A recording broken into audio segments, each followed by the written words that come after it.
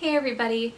So today we're going to talk about chewing toys and what chewing toys should not be given to dogs, what chewing toys should be given to dogs. It's a topic that I think a lot of us have to deal with. A lot of us have dogs that just love to chew. I know my dog loves to chew. So I just want to make sure that everyone is well informed on the toys that can potentially cause dental damage in dogs. And we're just going to get started with the natural toys, and then we're going to move on to some not so natural toys. So many of the veterinary dental experts will tell you that the two things that you should consider when you're picking out a chewing toy is, number one, if you wouldn't hit yourself in the knee with it, it's probably too hard for your dog. And number two, if you cannot put an indent into it with your nail, with just your fingernail, you should probably not give it to your dog. Giving dogs things that are too hard can crack their teeth. One of the main reasons for that is actually dogs have much less enamel than we do even, and their bite force is significantly more force. So with less enamel and a higher bite force, they can splinter their teeth and crack their teeth easily. Alright, so let's talk about natural products. Now, before I get started, I just want to say, please, if you are a raw food proponent, or if you are someone that really does recommend more naturally occurring products for dogs, please just keep an open mind when I'm talking, because I really do come from an area of a lot of education with wildlife specifically. The two things that I would never recommend giving your dog are antlers and bones. Now, the reasoning for that is because they're way too hard. They would not pass the two criteria. You would not whack your knee with an antler, and you also would not be able to put an indent with your fingernail into the antler. These things are way too hard, and they can crack teeth. They crack teeth all the time. Now, I am going to include a couple of photos of some of the wildlife that I do work with. So I work with foxes a lot, as well as coyotes. And I have pictures of their teeth because I do age estimates on these animals all the time. And we actually use their teeth in one of the criteria in doing age estimates on wild canines is using their teeth and recording how many broken teeth they have, because it is so common.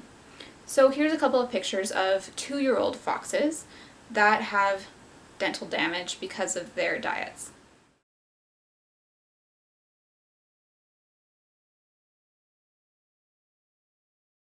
Now, as you can see, definitely wildlife teeth are not always the healthiest. I would agree that the amount of plaque on animals' teeth in the wild are much less than domesticated animals, but they have a significantly higher number of broken teeth, and the reasoning for that is because they do chew on things that are way too hard, things like antlers and bones. So I would definitely never recommend giving antlers or bones to your domesticated animal. It is much better to have plaque buildup than it is to have broken teeth. Trust me on this one. Broken teeth cost a lot of money. Okay, so let's move on to the unnatural, or I guess you would call them synthetic products. Now, this is the whole reason why I'm putting up this video in the first place. My dog actually wound up fracturing both of her upper premolars, the carnassial teeth, the main chewing teeth, on a product. Now, she's 3 years old. She's been using this product for 3 years, and I would highly recommend, if you do have this product, please get rid of it. And this product is the Nylabone. So I've got two right here. You can see that she is actually a fairly aggressive chewer. These bones are advertised as being for aggressive chewers. They are the durable pro chew toys. Now, this does not pass the test of the two criteria that we did mention. You would not whack your knee with this product, as well as you would not be able to put an indent with your nail in this product. Now, these two bones are going in the garbage for me. I will not keep them in my house, and I hope that a lot of you will heed my warning and get rid of them if you do have them. Right here, I've got both of her premolars in this little thing. They had to section them off to pull them out. It was a 3-rooted tooth, and it cost upwards of $1,000. So definitely not worth it. If you can avoid hard chew toys, please do so. It really is not worth putting your dog through the pain that it will cause them if they fracture their teeth.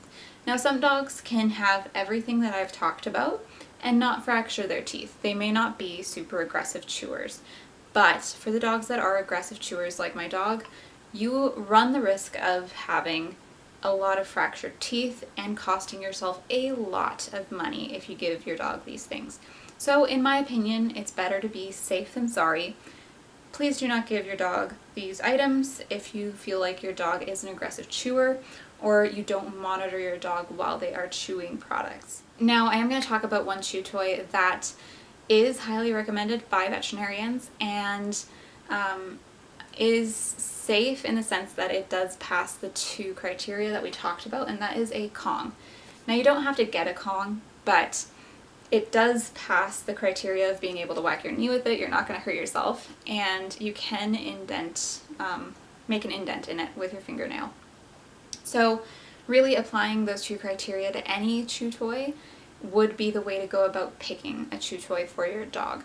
We're going to try this out with Aspen, my dog, and see if she likes it.